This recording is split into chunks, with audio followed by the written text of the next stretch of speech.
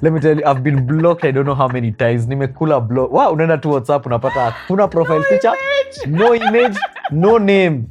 You send the text, it has one great tick. I used to enjoy those moments. But me, I I've used to never know how blocked they you. used to hurt you, so I used to do it. Why you used to block me so many times? Wow. One thing that annoys me is, let's say I'm having like those days, and then it's not even anywhere related to you, but you catch feelings because I'm having those days, and I'm like, bro, like, who is helping who? No, the thing is, say for example, I've come from work, like I'm so excited to get home to see my wife. Like I'm happy. Yani after yo, like I've not even had lunch, so maybe I'm hungry. So I'm like, I can't wait to see my wife. I want some food. I eat as I'm watching a series, and then I come home and you don't have energy. Yeah. You don't have sex. Like when you're not happy to see me. Yeah.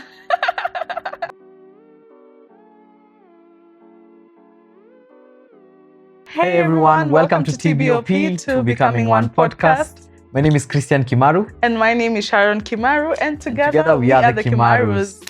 We were just seated here and we were just reflecting on how crazy it is, how, like, as much as we do care for each other and we love each other, we keep hurting each other over and over again.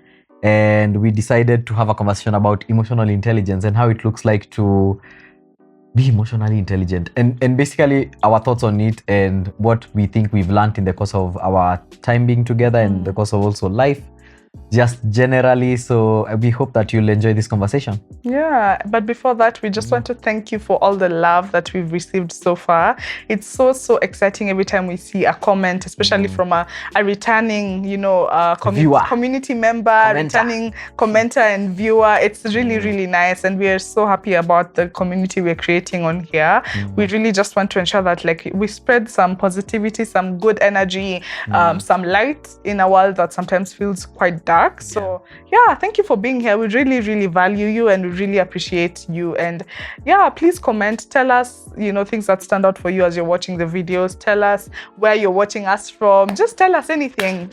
Yeah, we just want to hear from you. Thank you for sparing this time, for choosing to use this time in your day to engage in this video. So let's learn together. Comment, ask questions. Perhaps we'll be able to even learn more as we engage with you in the comments, and also share this with someone who you think will benefit from this video. Absolutely. And even as you're watching, we just want you to know that we really value your presence here. And when you subscribe, it's even better because it really helps our channel grow, and we put our hearts, and our passion towards this project to becoming one. So when you just take that minute to subscribe, it really does mean a lot to us. So yeah, thank you for subscribing. And if you haven't yet, here's the opportunity. Subscribe now. Yeah. Anyway, okay. How are you? Okay. I'm excited about today's topic. I think it's a very relevant conversation, and besides even relationships, in just our general life, at work, in businesses, in the family you're in, with your friends, like, emotional intelligence is really that thing that sets you apart as a person and helps you build connections with people around you. So I'm excited to see how we can just dive into this world of emotional intelligence and share our experience. How are you?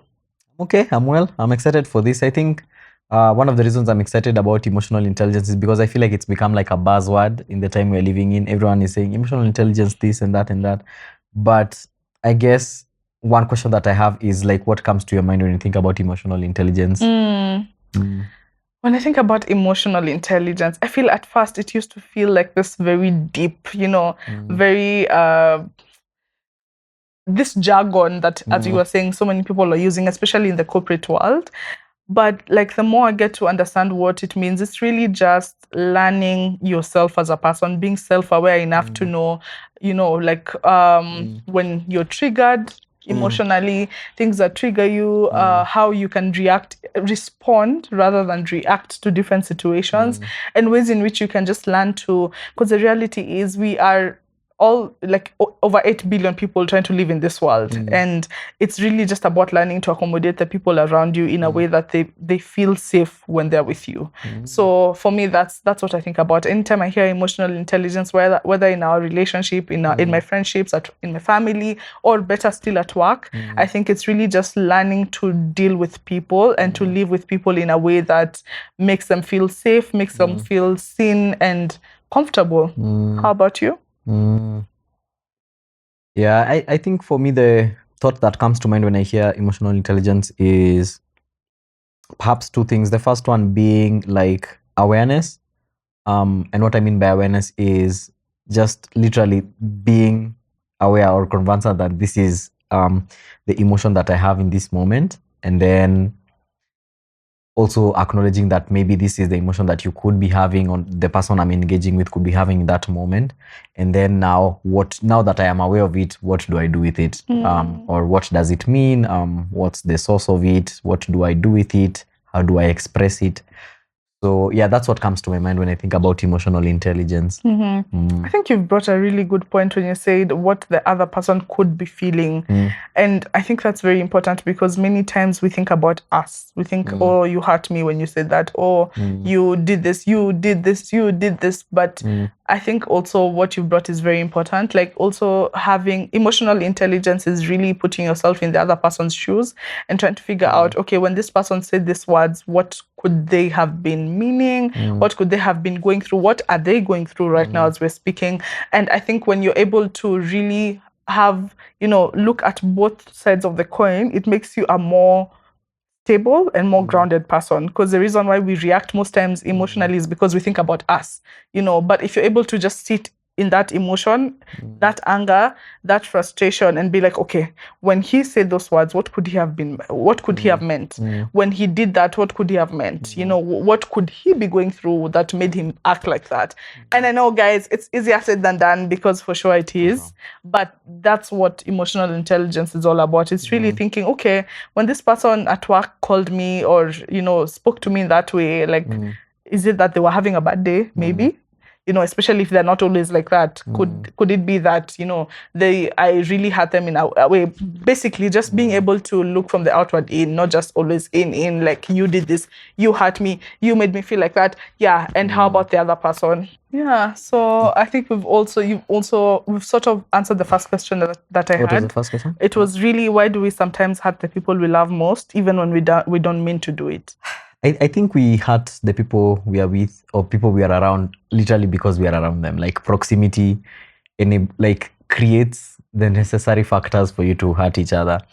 I'd compare this to maybe like even moments when you are like in a long distance friendship. You may find that the moments of conflict are few and far between, because literally you don't spend day to day, like the proximity is not there. But then if you think about like living with someone, like the way we live together, or even your colleagues, if you are like you've been working remote and these times you're working in an office space, you find that you tend to have more conflict with people you are around more compared to when it's distant. And I think it's just because we are different people, and inherently as human beings, I think we are first selfish. And so, like you said earlier, like I'm typically almost always focusing on my needs and my wants and wanting them to be met. And as a result of that, then conflict will arise at times when a situation where I'm seeking after my needs to be fulfilled, and also in the same situation, you're seeking your needs to be fulfilled, and none of us is willing to kind of budge and be the one to fulfill the other person's need or to serve the other person in that case. And I think that's how we end up hurting each other. Like we don't consider that. In the case of a home, for example, you've decided tonight we are eating rice and beans, right?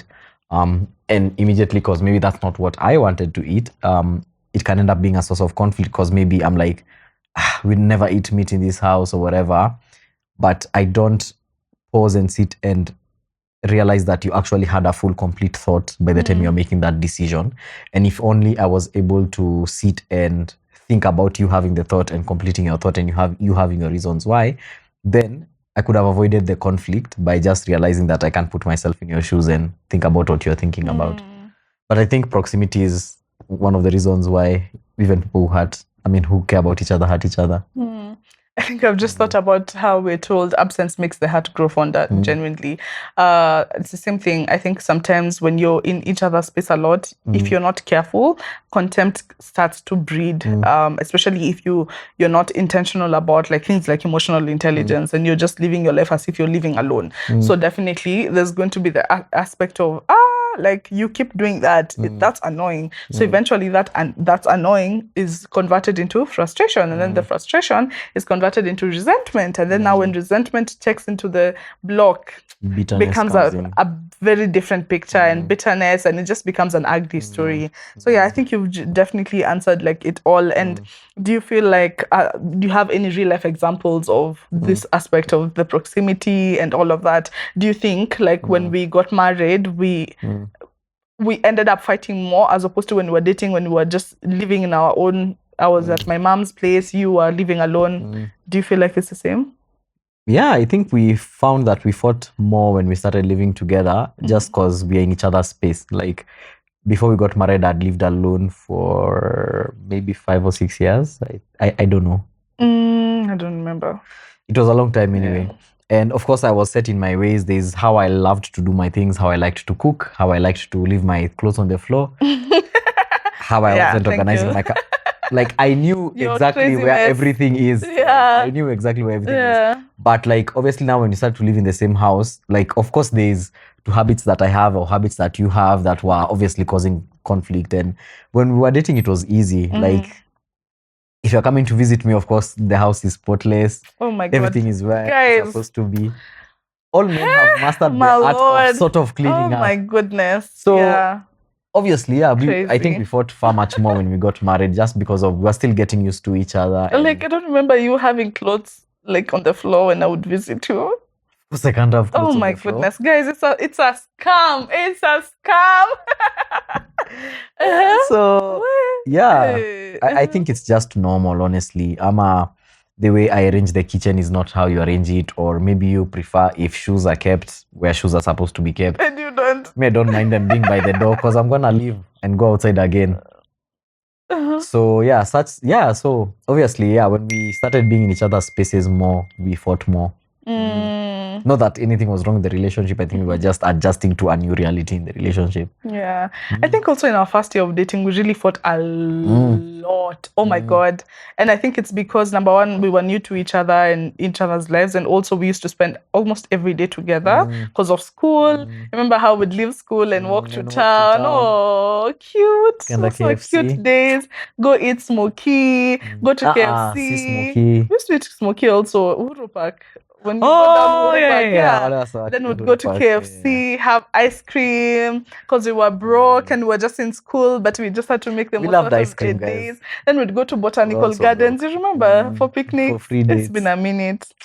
Anyway, but yeah, we should. So yeah, I also think the first year we really fought a lot. Actually, we fought more in our first year than we've ever done in our life together, if you remember correctly.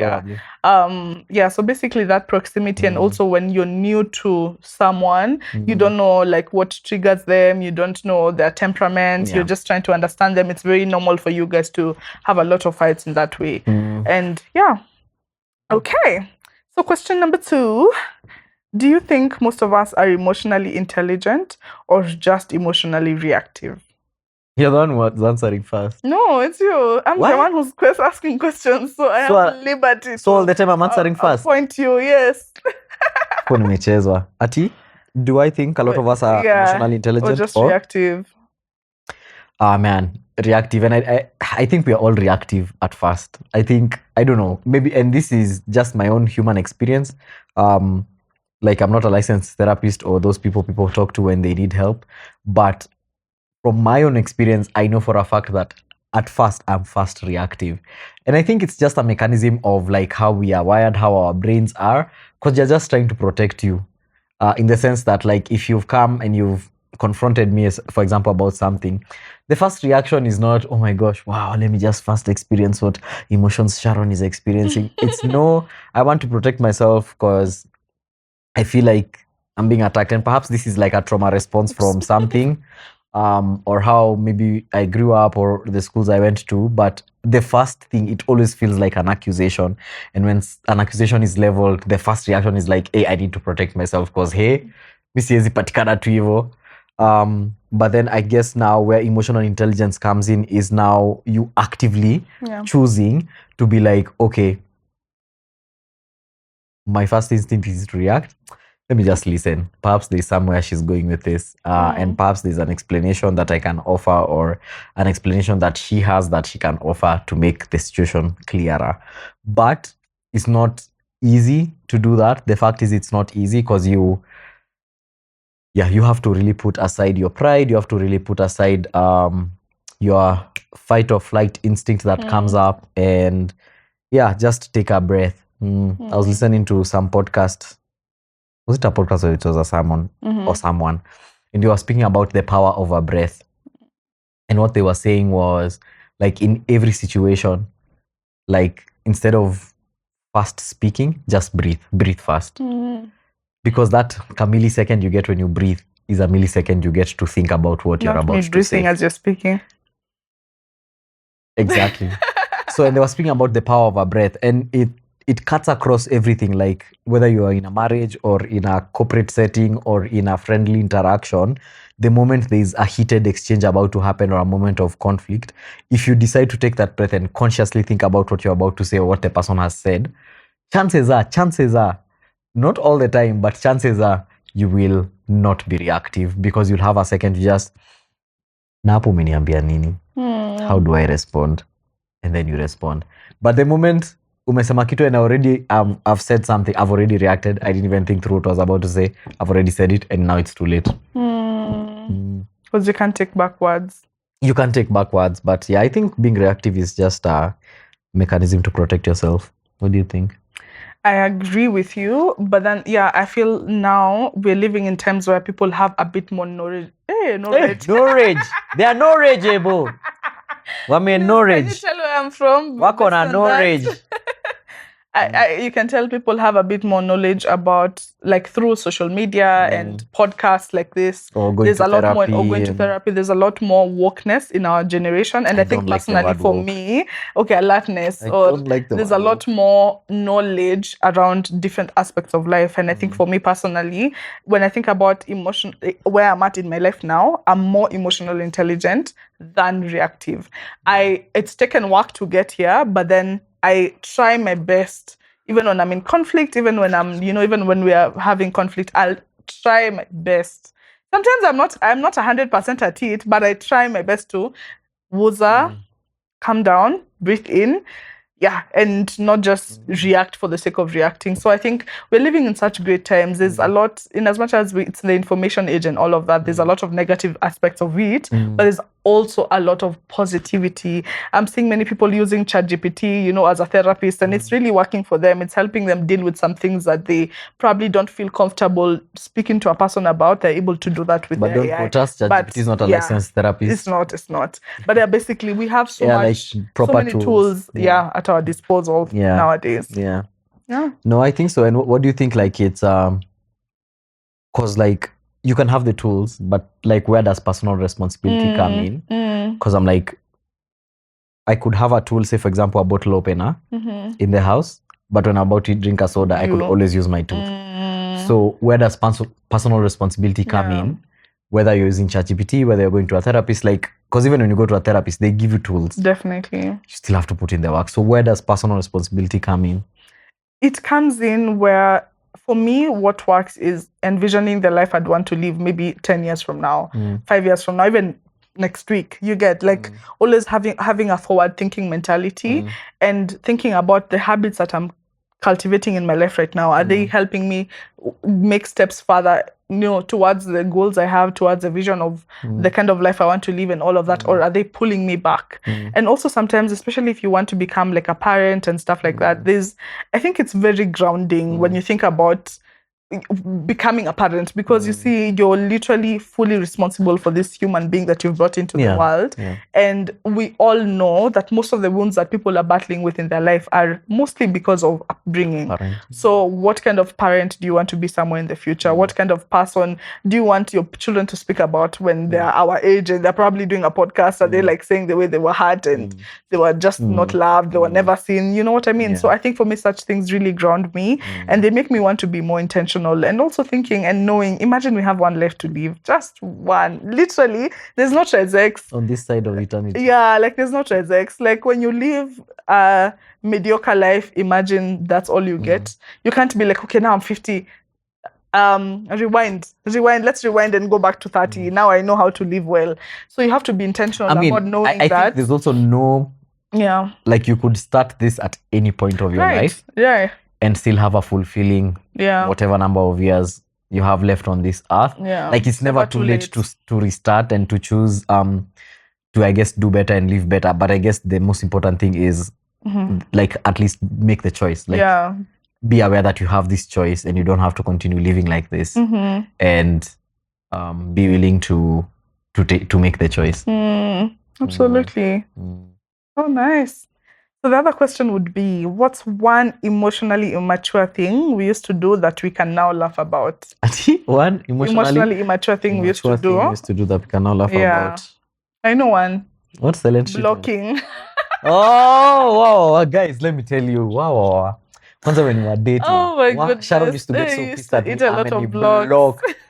Let me tell you, I've been blocked I don't know how many times. Nimekula block. Wow, unaenda tu WhatsApp unapata hakuna profile picture, no image, no name. You send the text, it has one great tick. I used to enjoy those moments. But me, I've never blocked how they used to hurt you, so I used to do it. Why used to block me so many times? Wow. Oh my God. Block.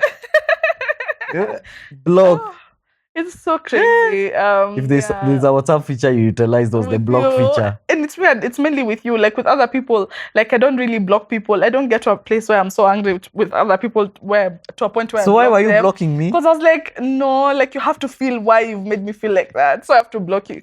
Aki being young is so funny. Yeah. And you? I wouldn't say like this has ended completely, but it still happens. Sometimes like when you've bored me, like I feel just my mood has changed. And sometimes I actively change my mood. I'm just like, me beba when like it's usually so annoying. That thing gets to my nerves. Oh my God. I'm just like, manzele umeni bo, man. And then one thing that annoys me is, let's say I'm having like those days. And then it's not even anywhere related to you, but you catch feelings because I'm having those days. And I'm like, bro, like who is helping who? Now you catch feelings because I'm having a bad day. And now we're both we've both caught feelings. So what is happening? No, the thing is, say for example, I've come from work. Like I'm so excited to get home to see my wife. Like I'm happy. Yani after like I've not even had lunch. So maybe I'm hungry. So I'm like, I can't wait to see my wife. I want some food. I eat. As I'm watching a series, and then I come home and you don't have energy. You don't have sex. Like, when you're not happy to see me. Yeah. Of course, someone usually feels some type of way. Yeah. Oh. So those two are the ones I would say. Nice. Okay. Next question, I'd say, do you think men and women are wired differently when it comes to emotions, or is it just an excuse? Like, for example, we'll hear men saying, for me, I'm never vulnerable. Like, even tundo minakuanga, like, that's how I am, that's how I was raised up and stuff like that. But in the same breath, we still have men who are actually very in touch with their emotions. They communicate when they're hurt, etc. And vice versa. There are women who genuinely are not able to just open up about some things, and there are those who are. So what do you think that is? I think men and women are wired differently. I think we are wired to process our emotions differently. I think we are wired to complement one another, even when it comes to emotions. And why I say this is because, like, even in the case of our relationship, like, it's a clear example. You love to address issues when they're still hot and piping hot, piping hot and steaming. And your mind and your heart are able to do that. For me, I am not able to do that. Sometimes I genuinely get overwhelmed and overstimulated, where I feel like I can't handle emotion and logic at the same time. And sometimes I typically need some time to think about things when I am not in the said emotion.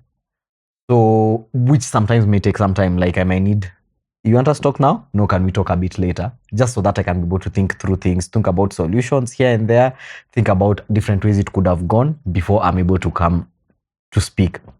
And so I think we are wired differently. But then when it comes to vulnerability, I believe vulnerability is a skill. Like it's something that every single person can learn to do, where as long as you are willing to learn to do it. And I think a lot of the time why people don't get vulnerable is because when you think about vulnerability, you think about two things, that it has to be the really deep, dark, painful things, which at some point it will get to, but you can start with the small ones. Like start with being vulnerable about small things that you're able to not feel too bad about, or feel like you're experiencing shame around, or you're experiencing weakness around. And then as your relationship grows, as the trust grows, then you're able to move on to the bigger and deeper things. But the second thing that makes me think of that comes to my mind when I think about vulnerability is the fact that you feel like you're exposing yourself, like you're putting yourself in a very weak position. And if you even think about it, like in terms of military terms, when they speak about vulnerabilities, they're speaking about places where they can be attacked. And so when we hear the word vulnerability, a lot of the time it speaks to stuff that you could have on me that could end up with me being in a place where I can be attacked or I can be hurt. And so it causes people to just, you know what? Feel insecure. So I'll feel insecure, but I may not present it as insecurity. I may present it as being a macho person, a macho man who doesn't speak, who doesn't have emotions, who is, you know, like a block of ice, solid. But the truth is, like, you are still carrying those emotions somewhere. And at the end of the day, they could either be packed up like a pressure cooker and one day release, but you have to release the tension.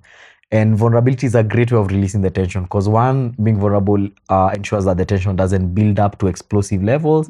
It just eases it mdogo mdogo. And yeah, that's how I think about it. I think vulnerability is genuinely a skill that all of us can practice and learn. It's like the same way you go to the gym every so often, and after working out, you start to see your muscles growing. Vulnerability starts small. Eventually, you realize that you guys speak about things that are so deep that you never saw yourself sharing before. So I think we are wired differently. That's how God chose to make us. But I think He chose to make us like that intentionally, because we'll get to complement each other. And vulnerability is something we can all learn.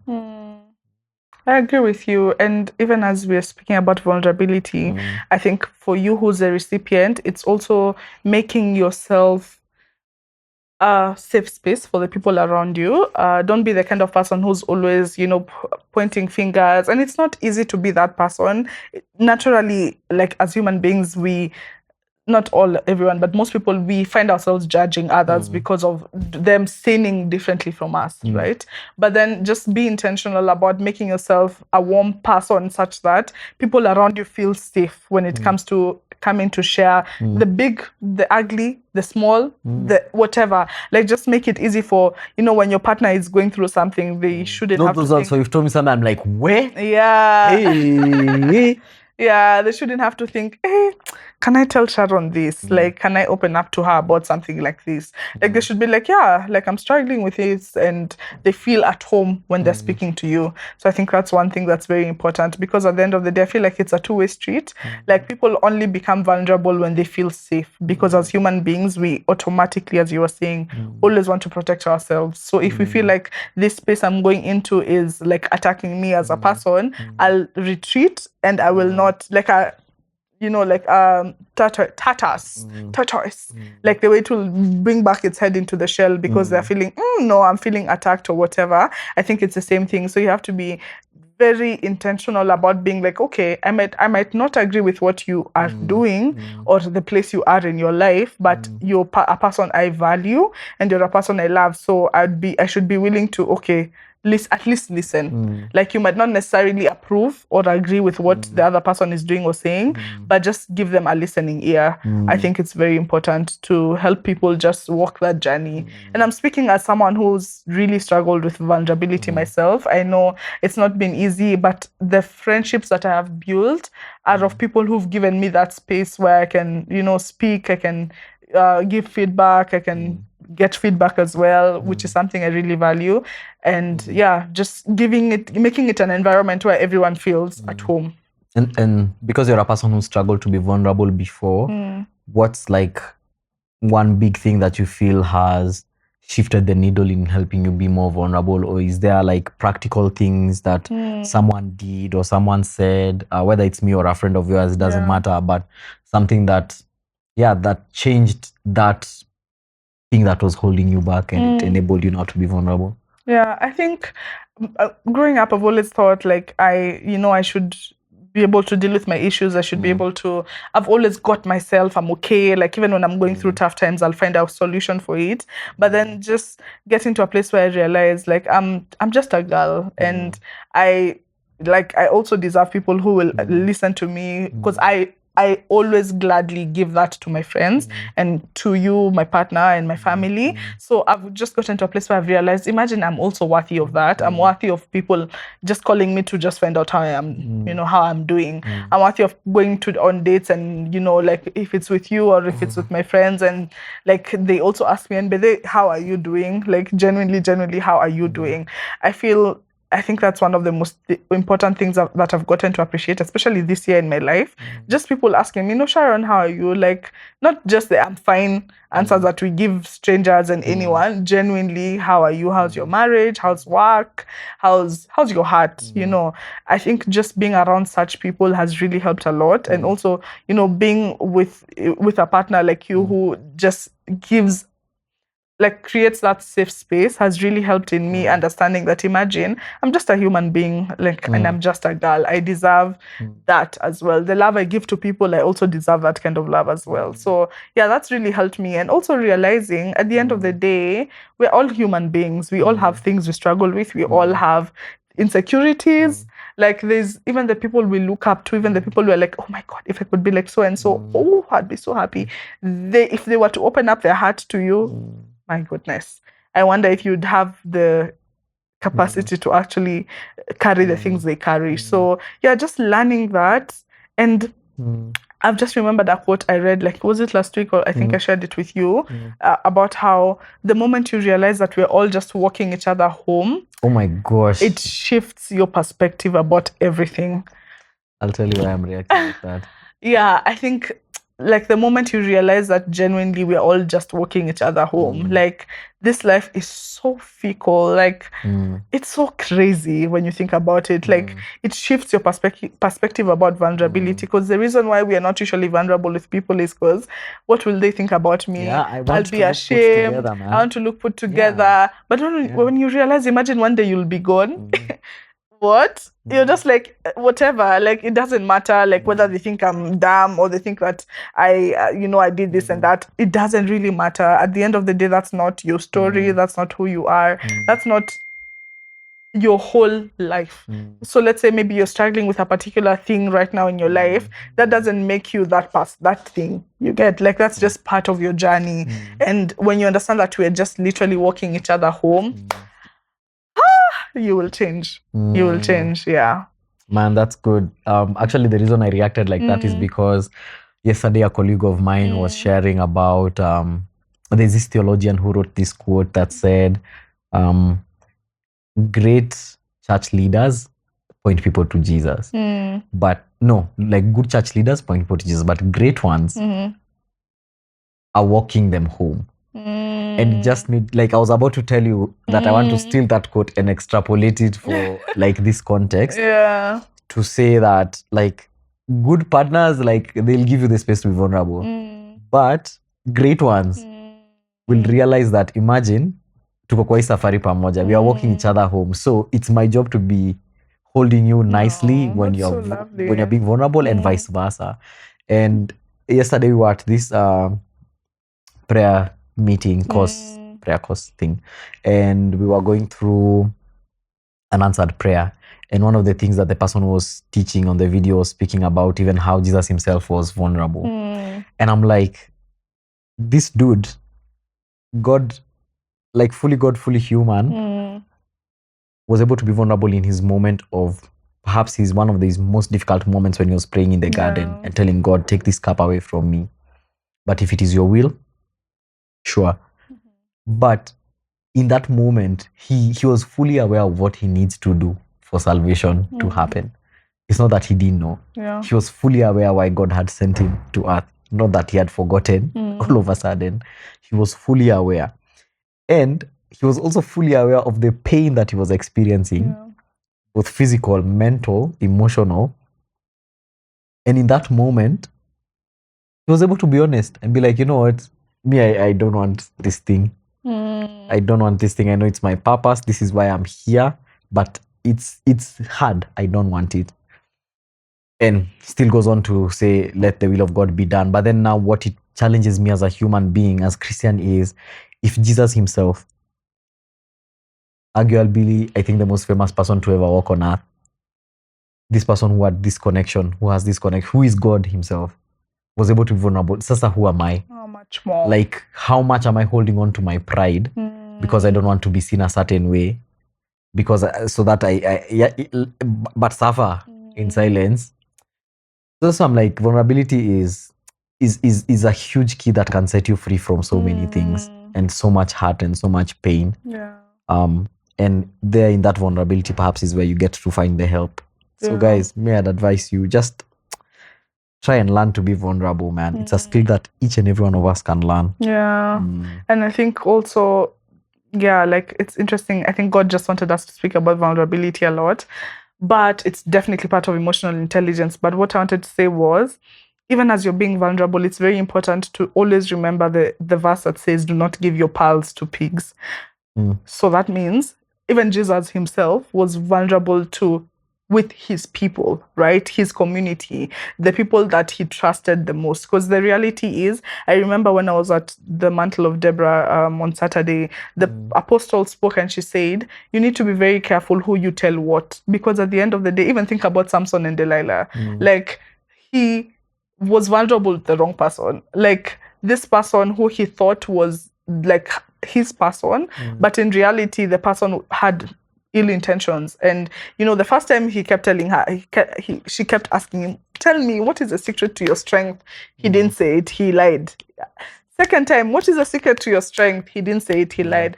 Third, I think it's the third or fourth time that he actually told her the truth, and that was the end of him. So I think it's also asking God for the spirit of discernment to really know that there's some intricate details about your life, your struggles, your vision, where you want to go in life, where you've been, that is not for everyone.